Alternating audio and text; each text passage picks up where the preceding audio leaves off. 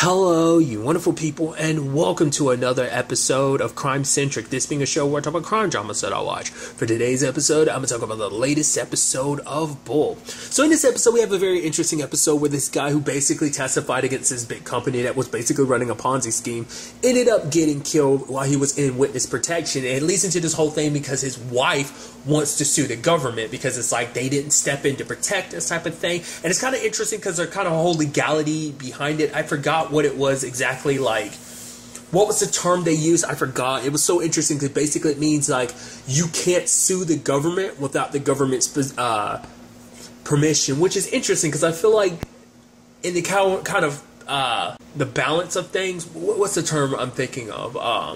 God, I'm blanking on the term. But basically, the checks and balances of everything, that's what I'm trying to think of. Like, you would assume that something that just doesn't seem all that, checks and balancey, so that was kind of interesting. And even, like, Tiffany being like, that's not unfair. Side note, the actress who plays Tiffany, it bugged me. I was like, where do I know her and what do I know from? The TV show, New Amsterdam. I'm blanking on the actress' name. Is going to piss me off. I want to say, I had it in my head. Because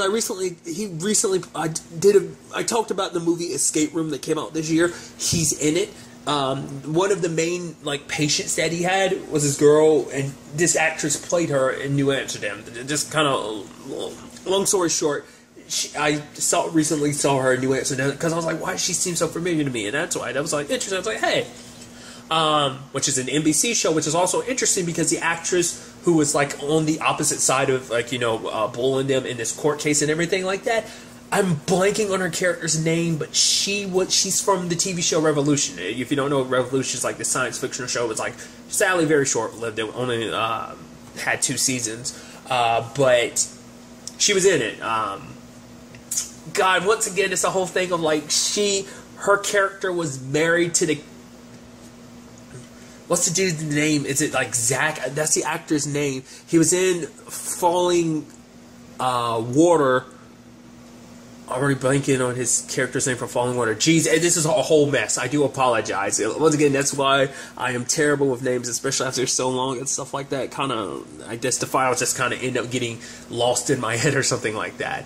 But it's just a long-winded way of being like, yeah, that's one thing that comes to my mind is Revolution when I see that actress. I believe that is the same actress. But nevertheless, it's an interesting case because Bull and Tact in general get to join forces with Walter Franklin. He's this big shot, lawyer and stuff like that. He's top of the game and everything like that. I also love, it's not that big of a deal in the episode, but I still like it being kind of a little thing of Taylor had to bring her son into work today and stuff like that and everything, so that's pretty cool. I even love that Chunk is has anyone got a marker or something? And Bull's you're not going to get him to sign a book. And Chunk's but it's his book, and it's just he's a legend and stuff like that. So, and the moment he gets out of the elevator, everyone in Tact is there being looking and marveling, and it's so cool. But I mean, understandable because Walter is a beast in the courtroom. He makes up that whole 1812 thing, his retort, he's always on the ball and stuff like that. It's yo. And then it's kind of later on as the episode progresses more and more, you realize oh wow, he's actually a lot less he's losing his memory a little bit. He's been doing this for a very long time. Even that whole 1812 pool was something he made up. But then later on they kind of cover it up by being oh yeah, that it's actually he just got the year wrong, but there's a case that he was or law he was confusing it with that's very similar in that regard. So they were able to kind of cover their asses at least at one time. So that was interesting. I also love that Sherry, the wife, she was, she's very mad and everything, obviously, under the circumstances. So that's why she was I want to be able to get enough money from the government so that me and my daughter can move out of this country so we can just live a safe life. But the fact of the matter is, Bull was yeah, but you're so angry that the jury's not going to be sympathetic with you because they're just going to look at you as the angry wife of the dude who worked with the company that robbed so many people of their money. So the fact of the matter is, it's that's why they shifted over to Tiffany. But I also like the fact is that Sherry is who is this guy? I don't like him. She says it twice and kind of makes it very clear how she feels about Bull, so that's interesting. But like I said, at the same time, it's like, here you have Walter being this legend, and even in the courtroom, he's kind of killing it. You know, Bull's kind of worried for a little bit, you know, but Benny's there too. But it's like, oh, I never know, everything's all right. But then, like, every so often he goes, oh, I know this great pizza place, it'll knock your socks off. And it's like, okay, like, he start... Because I was wondering, did he have his own plan or something when Bull was like, okay, when I thought, like, you know, Bull was explaining how it's like, oh, jury selection and stuff like that. I was like, okay, so obviously, you know, he's going to go his own route. I was like, oh, man, he's going to be stubborn and do his own thing. It's like, no, the reason why he went about things like that is because he completely forgot about the conversation him and Bull had. So he was kind of covering his ass when he was like, I mean, you know, I'm very good at choosing jury. You act like I don't know how to choose a jury and stuff like that. And it's like, oh, that's really interesting. I mean, the jury was kind of sympathetic when Tiffany kind of told her story. You know, kind of like her dad being his son, and now that the son's kind of gone, you know. It's like, yeah, he was preoccupied with a lot of stuff. But in the long run, it turns out, like, Tiffany had hidden something. The fact is, she drove to Chicago. I mean, to be fair, she's like... She's a teenager. The fact of the matter is her entire life got uprooted. No matter what the circumstances may have been, yeah, my dad was doing good things, but the fact of the matter is that's still my entire life that was uprooted. And on top of all that, not only did we just get this new life and everything, my dad's going down too. And so... But now, and because of the other lawyer, it's kind of like, now she kind of feels guilty because it's like, because my dad potentially died because of me. If I had never, you know, tried to go see my boyfriend, you know, and missing all the people I missed, like, my dad would have never chased after me, and Anthony wouldn't have been there, you know, potentially spotted by someone who could have killed. And that's the whole point of, like, because the government isn't going to take responsibility. Like, whatever, that's kind of interesting. What happens to you in witness protection is kind of on you, unless it's directly connected to the case that you are a part of. Like, you know, if some terrible crap happens to you, that's kind of on you, which is kind of fucked up and messed up. The fact of the matter is, because I think it's even something like the U.S. Marshal that was talking and Danny had talked about. Like, the fact is that they're kind of supposed to they're supposed to frown upon the whole helping, like, boost up security for people, just because a lot of people in their first year of witness protection are kind of like a little more paranoid. Obviously, probably their paranoia is probably at its peak and stuff like that. So it's kind of like, don't feed into that paranoia and stuff like that, which is, it seems a little cold and callous, but I think it's also to make people realize, like, no, everything's good. You're just, you know, you're your own worst enemy in that regard.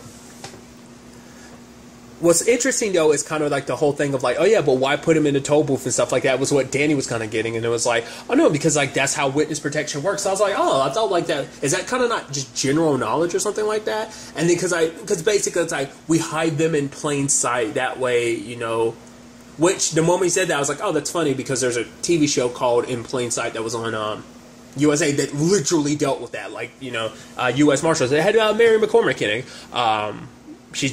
She was one of the leads in the show. Is the fact is that was kind of the whole thing, like hiding people in plain sight and stuff like that with, you know, witness protection and stuff like that. Which, you know, if you want to think about it, kind of an interesting way. It's like, oh, that show was on USA, which is interesting because NCIS, you know, I'm assuming still does. Yeah, it does. God, what am I saying?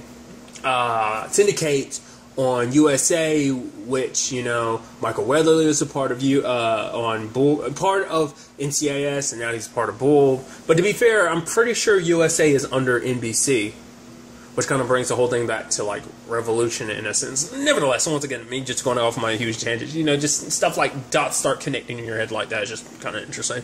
But getting back to it, you had that whole situation about, like, one of his, well, basically the father of the boy that Tiffany was dating. It turns out he saw Anthony because Anthony was looking for Tiffany at the time, and he kind of gets all pissed and everything because it's like, yeah, because it's that thing of, like, in people's eyes, it's like, you're just as guilty. But for him, it's like, he was just a regular dude working at that in that business. He didn't know that it was a giant Ponzi scheme. But the moment the time came up, not a lot of people were willing to step up to do it. But he swallowed, you know, his fear, and he stood up and he was like, I'll be the one to kind of testify again. So it's like, but to everyone else's eyes, it's just kind of like, oh, you're a terrible person who just happened to get away with it. You got, just because you turned on everyone else, you got witness protection, while everyone else here, like, not just that particular dude, but like everyone in that neighborhood put a lot of money and lost their savings and stuff like that they've been building up over their, you know, work life and stuff like that. So it's kind of like,